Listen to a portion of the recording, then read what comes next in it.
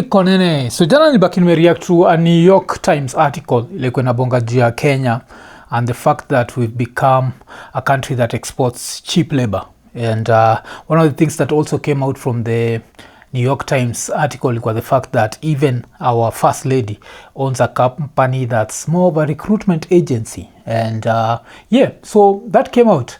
Alafu kitu interesting ni on Monday kuna vile Ruto alikuwa anabonga juu ya Kenya's greatest export. And not surprised, he says it's human resource, but what does that mean? Of course, it's just labor. Yes. So our greatest export right now ni labor. Wacha tusikize the president. As a country, the biggest asset we have is our human capital. It is bigger than any gold we can find. It is bigger than any minerals we can find. Our human capital.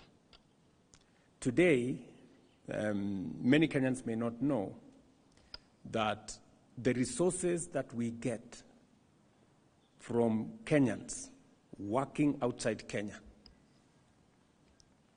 is upwards of $5.1 billion every year. That is in the region of almost 700 billion. So umesikia hiyo. And kwa nashindwa how he started his statement. Like one of the first things alisema ni like our biggest resource. And it's bigger than any gold we can find. And the reason is last week ilisemekana tulipata gold na the gold was worth how much? 680 billion. But umecheki how much Kenyans in the diaspora utupatia? 700 billion. And don't forget the gold itakuwa one of this 700 billion is like annual basically. So this is the reason why tuna export labor. Why? Because you have of course countries where Kenyans wakienda ku work, they're treated like humans. Of course they might still face racism, but there's a certain level of humanity. So we're talking about the Western world. And now we have Uarabuni, the Arab world. That's a whole different equation, najua. So the fact that other Kenyans wale wanaenda huko, first of all wako na the wrong skin color, alafu second ni makafir, kukapitia, but Kenya still makes money, so who cares? It is higher than what we get from tea, what we get from coffee, what we get from horticulture, all of it combined. So history of tea and coffee, it's interesting because I saw a certain article that said Uganda exports more coffee than Kenya. Did you know that? Kulikuwa najua hivyo, niandikia hapa kwa comments jo. Na inasemekana that this has happened gradually. So si kitu tunaweza blame on Ruto. Somehow I think the last time tukotuna export a lot of coffee was during Moi's time. And then it's just been going down and down and down. Na saizi Uganda exports up to 5 times the coffee that Kenya exports. Uganda makes around $3.9 billion from coffee annually. 3.9 billion. Damn. And here, mimi mwenyewe najua vile nafikiria, my thoughts on Uganda waga shitole. But mimi mwenyewe niko like, hey, shitole. We still make more money from our human capital than from the export of any crop or any commodity. And that is why education becomes significantly important for us as a country. Up, of course, I disagree with Ruto on a lot of stuff, but yes, Kenya's education system gives us a few advantages. I've been known to be a critic of the Kenya education system, but sometimes when I sit down, I see what I benefited from it. Like I come from the sort of families where not everyone went to school. In my nuclear family, we all went to school, but nikiangalia extended naonaga hapa kuna ukuzo wako endaga chuo, kuna anko yangu wako enda chuo, kuna nini. And when I look at what they've been able to achieve, I see the advantages that I had. So that's one thing. Sometimes even as I criticize the education system, I'm there like, you know what? As much as it did not prepare me for this world, it still somehow prepared me for this world better than someone who's illiterate, najua. And so you come to education, that's one thing lazima niseme nakubaliana naye. It is also the reason why I have deployed more resources into the education sector This year, Ogamba, we are at 702 billion shillings. Yes, we have, because it is, many people may not know, but that is the biggest asset that we have as a country. And we are lucky that we have literally the best human capital you can find anywhere in the world. Okay, best human capital. Oh. If you are basing this on education, I'd beg to differ. Other countries have better education. Our education is very theoretical, so I can't say that we have better human capital than China, for example, where the education is both theoretical and practical. So they manufacture a lot. They even come to Kenya to build our roads. These are jobs that are supposed to be done by civil engineers. So this also shows that we don't even have enough faith in our civil engineers. Na pia civil engineers wetu tukiwapatia chance wanatutengenezea bridge zingine za ajab. Nachiki, so I am not 100% sure about that. Then how else would I look at it? If you come to pia of course countries like South Korea, because South Korea we're gonna have an education system that's very close to ours because they have national exams and that people really unajua like study for and everything.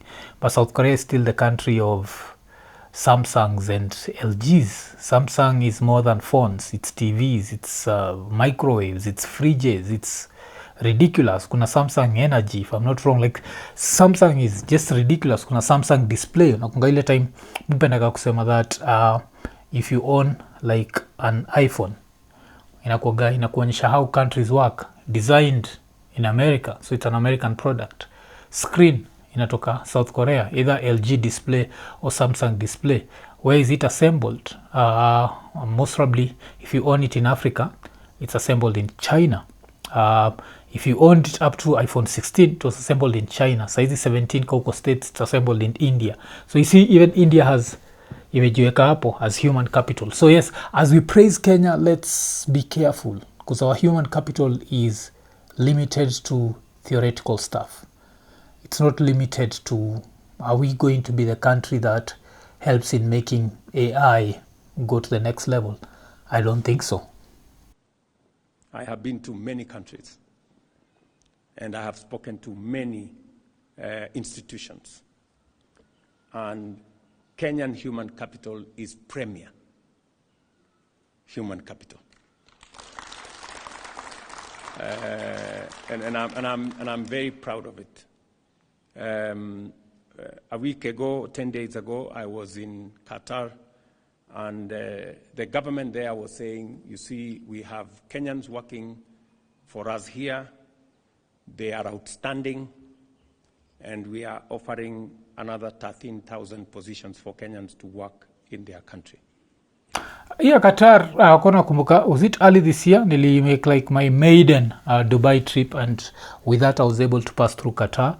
Nakumbuka nikisema that airport, if you just start speaking in Swahili, there's going to be someone. Najua mimi mwenyewe nakumbuka nikitembea kwa hiyo airport nikingoja nilikuwa na layover, I think around 5 or 6 hours. I think it was 6 hours, yes. So nikitembea through hiyo airport, nilikuwa nimepigilia hood yangu ya iko nene, nikasikia tu msee fulani anawako airport, iko nene. Na tukabaki tumebonga for some time. I remember nikigo through like the first time ile nililand kwa hiyo airport, tukigo through security checkups, tulikuwa na cheki tu msee ana cheki nini yako, alafu anaanza kukubongesha Kiswahili. So there was that. So I understand ikikam to Qatar kuna vile, and you see that's the sort of capital that does not need any ingenuity. Yes, it does not need any expertise with your hands. It's just communication skills na vitu kama hizo. So there's that, but I'll still insist we don't have the best human capital. Let's say India and China are way ahead of us come to hivyo. I know many people look at it as brain drain. And in my very honest opinion, I think it's not brain drain, it is brain gain, because the more Kenyans work outside, the greater the exposure they have, and the more they bring back to our nation. The experience they get outside there, the knowledge they get outside there, the transfer of skills that comes as a result of Kenyans who work outside, the work ethic that comes with it, informs what we do as a country. Of course, I totally agree. I remember seeing the Kenyans working at that Qatar airport and wondering, what if the time that we build a new airport, we bring back such Kenyans back to Kenya? How efficient would that Kenya airport be? Because don't forget, no disrespect, nishamit na wase wengi sana wa Kenya wale work JKIA, and yeah, we are not at the right level. Meet these other Kenyans in these other countries, and you meet Kenyans hapa, and I understand, of course, inakuwaga the fish rots from the head. So if the head of the KAA ametupa mbao, of course the other staff members wanaenda kutupa mbao. But yes, so that was Ruto's speech, and it was very interesting considering stories za waifu wake kuwa linked na recruitment agencies at the New York Times. But tukitoka hapo, another very interesting thing that happened yesterday was some government websites were hacked. I remember nikicheki story nikishindwa jo iko nene jo, yeah. So wacha tusikie, because zilikuwa hacked in a way that would impress Elon Musk. Tusikize. Now, the government says it is restoring access to websites of key ministries that were rendered inaccessible earlier today following a coordinated cyber attack. Among those affected was the Ministries of Interior, Health, Education, Water and Labor, which have restriction and are currently defaced. Attempts to log into the websites were met with an access denied by PCP. A video created then generates one-line message saying, "You're being lied to. 1488, Hail Hitler, we will rise again, and white power, world power." Micheki jo, hizi vitu za ukishasikia hiyo nini jo, ndio unajua sijui kunaendaje. And of course gava ilibaki imetokea ikasema that hizo websites zilikuwa hacked. Kulikuwa na Interior, Health na Energy Ministries. So Raymond Omolo ndiye alibaki amesema hivyo, alafu ikakuwa services on our websites have been fully restored. So that happened, and that was interesting. So yeah, Kenya tutaendelea kuhakiwa. Remember, we have the best human capital, but at least we were able to recover it back. Tukitoka hapo wacha tuende ODM. So ODM imekuwa in a very funny position whereby it seems like they are fighting each other and they are united.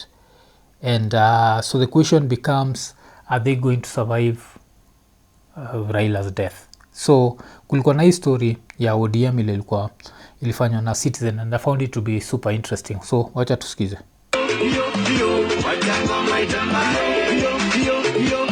It appears the Mombasa celebrations did little to quell the simmering tensions and cracks in the Orange Democratic Movement Party, with members now dancing to different tunes. My duties as party leader of the Orange Democratic Movement Party, so the new bone of contention being the legality of the ratification of Siaya Senator Dr. Oburu Oginga as the party leader by the National Governing Council instead of the National Delegates Convention. Article 6. So hapa ilikuwa very interesting. History ya nani kuwa confirmed as the head, because the constitution and what happened haziendani. So itakuwa very interesting to see what's going to happen in the next few days. So wacha tusikize kile the constitution ya ODM inasema. Article 622B of the ODM Constitution states that in the event that the party leader is unable to discharge of his or her duties by reason of physical or mental infirmity, death, resignation, or where he or she ceases to be a party member or a member of parliament, a special session of the National Delegates Conference shall be convened to elect a new party leader. Does that mean then that Dr. Oburu Oginga is party leader unconstitutionally? Definitely it is, because this is the constitution of the party and it can be challenged. In fact, if your nomination certificate will be signed by Oburu, it will be challenged in court. Because the question is very clear that you need a national delegates conference to elect a new party leader. The Saboti legislator questioning the role of the existing 3 ODM deputy party leaders, whose first duty in the constitution is to carry out the duties of the party leader in his or her absence. So yeah, of course, like if the leader ceases to be, so either through death or mental infirmity, ile inamaanisha kuchizi, then kutakuwa na that national delegates conference. So whatever happened, easy celebrations the ODM at 20, that was not that, but they ended up ratifying that. And you're there thinking like right now what they can do, because ODM has always been known for fighting for constitutionalism. So what they should do is, hata kama nataka kukoronate mse, they should still call the national delegates conference to make it, look at if enough members actually back the old man taking over, najua, ama the older man, because ana take over from bro wake. Why do we have deputy party leaders who cannot act as a party leader in absence of the... Why do we have them in the first case? Even in our own constitution, in absence of the president, by whichever occurrences, the deputy takes over for the time being. During the ODM at 20 Jamboree in Mombasa, Yala Member of Parliament and former Prime Minister, the late Raila Odinga's daughter Winnie Odinga, kicked up a storm when she called for an NDC to determine who should take over the party leadership mantle. We need to go back to the people and have an NDC and see who the people want to pick. Ninamwambia hiyo mtoto yangu tutaongea na yeye kinyumbani. So it's interesting that Winnie anaitisha NDC and of course Oburu anafurahia the so-called coronation. So it's going to be interesting to see how this one ends up. Ekonene, nimeinterrupt show kukuremind you Lemfi. Kama uko US ama Canada na unataka kutuma do Kenya, register kwa Lemfi ukitumia promo code Ekonene. Hii itakuguarantee $20 cashback on your first $100 transaction. Alafu pia time una register, make sure umetick the 2 check boxes za notifications ndio ukireceive info about amazing offers through newsletters. Na pia usijali, Lemfi hawatumagi hizi letters za, yani unajua like ma messages za kipumbavu. Pia usisahau every time una transact $50 and above una earn points. Na the more una transact, the more points you earn and you can redeem them as cash ile time unatuma pesa. Alafu pia kitu nanibamba kabisa ni saizi ukitumia Lemfi mzabaki umelipa pay bills na till numbers directly. That means mzabaki umehandle bills za maparo wako ukiwa hizo maside za States ama maside za Canada. Alafu pia we mwenyewe as a Lemfi user baki umetafuta ile button imeandikwa get USD $20, ubaki umeinvite mabeste zako, na ukiinvite mabeste zako on the first $100 transaction unapata pesa ngapi? $20 cashback. So unangoja nini? Baki umechangamka, ingia Lemfi. Lemfi, international payments for everyone. Ekonene. But something that's even more interesting, something that I'm actually looking at also, ni historia Oburu Odinga versus Orengo. Orengo na kama juzi akikuwa Mombasa akibonga jua he's ready to go back to the streets, he's not afraid of the streets, blah blah blah. Na historia Orengo inakuwa very interesting because the first person that I ever had question Orengo's qualifications as a governor ilikuwa Octopizo. Najua cause sisi from the outside we know Orengo the lawyer, very competent lawyer, very competent word, but apparently he's not a competent governor. And the people wa Siaya wanajuaga he's not a competent governor. So majuzi vile ametokea akabaki amezusha akisema vile ODM haifai kuogopa and ODM should be always ready to go to the streets. Ubuda anaitwa Oburu decided to hit back, and it was actually very interesting because I feel like sometimes one of the things that we lack in Kenya is the fact that people don't do their jobs. MPs are supposed to legislate, they're supposed to make laws, they're not supposed to make roads, CDF, haifai kuwa na hiyo nonsense yote that they do. And in the process, they're supposed to also hold the executive accountable. But what do? They work with the executive. They become like an underarm, or even should I say an undergarment, the executive. Walona feature uchi ya the executive. So that's what they do. So wacha tusikie hii exchange, because sasa Ubudan kalikuwa anasema like, Buddha, you're a governor. You're not supposed to be fighting for rights. You're supposed to be building hospitals. Okay, wacha tusikize. Personally, I am a very truthful man. And I'm pained. I come from Siaya. When my own governor stands up and says that, and he's annoyed. I don't know annoyed with who.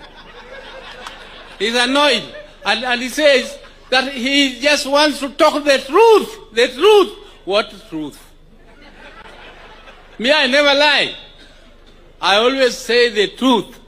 And the truth of the matter, Your Excellency, is that we are in broad-based government, not as individual members of parliament and not as individual senators.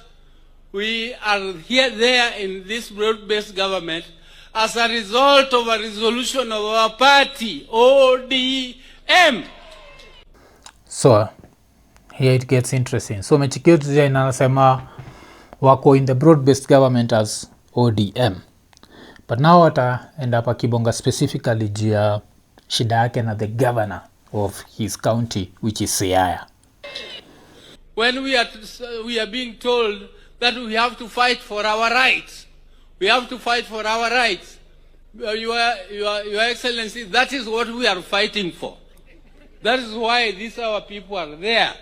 We are fighting for our rights, and we are elected to do the same. The governor is not a given mandate to fight for his people. He is given mandate to serve his people, and he is given resources to serve his people. This is the time to serve your people. It is not the time to fight for their rights. Which right more than what they eat? Which right are you fighting for more than the roads? Which rights are you fighting for more than the hospitals? Which right are you fighting for more than the water? And I can't understand, because Orengo, as a lawyer, he's so competent. He's one of those guys that you'd want him. Like, if you hear he's representing you, you know you stand a chance. But then you hear that as a governor, he's so incompetent that hii kitu history ya Okto, I think Okto said it like kitambo kabisa, ilikuwa even like I think alimdismissi kitambo, alikuwa anasema huyo msee ni incompetent as hell. And nimesikia watu wengi sana wakisema that if you go to Siaya, you'll find like a lot of stuff doesn't work. And inasemekana Buddha, of course, one of the problems ni anapenda chupa yake sana. But apart from that, he's just not a good governor. Because a good governor, yes, which rights are we talking about? And I always say that the governorship, if Kenyan politicians were competent, the governorship would be such a good audition for presidency. Because you'd be there showing people, this is what I could do as governor. Now try and imagine me as the president. But people don't see that. So everyone is, kila mtu anatry kukata shortcut, and it becomes very funny. Which rights are you fighting for more than the electricity? Which ones do you want us to fight for? Which ones do you want us to go to in the streets and fight for? And if you want to fight, there is a lot of space elsewhere where you can do that fight. Yes, there's a lot of space where you can go and do that fighting. And this has reminded me, kuna very powerful quote nilicheki, because there's a time I got into an argument now, I say, online. Because I've never been the guy to say, to ask people to go to the streets all the time. So nakumbuka ilikuwa majuzi, ilikuwa ni what's his name, umse anaitwa Gaidho alibaki ameniattack akisema that I'm the sort of person who's been paid by the government, so I'm always telling people not to go and protest. And this ended up showing me something that nilifind ikiwa very, very interesting. Like this quote, I saw this quote, and when we ask people to go on the streets to protest, we ask them to go and protest because we need them to protest for Kenya. Why? Because we need Kenya to be a better country. I've lived in this country long enough, and I've seen protests really happen when I was a child, but I can still remember them like vividly. Nakumbukaga 1992 released political prisoners, and a lot of people died. And tukatoka hapo nikaona what happened in 1997 after isemekana elections imekuwa rigged na Moi. A lot of Kenyans died. Alafu 2002 we took a break from that. 2007 elections were stolen, people went to the streets, a lot of people died. And if I were to fast forward, I can come to 2022 straight after the elections, watu wengi walidedi, na 2023 straight after the elections was walidedi. And these were mostly the poor. Unajua wale walikuwa na jam juu ya bei ya unga ni expensive, we need to go to the streets.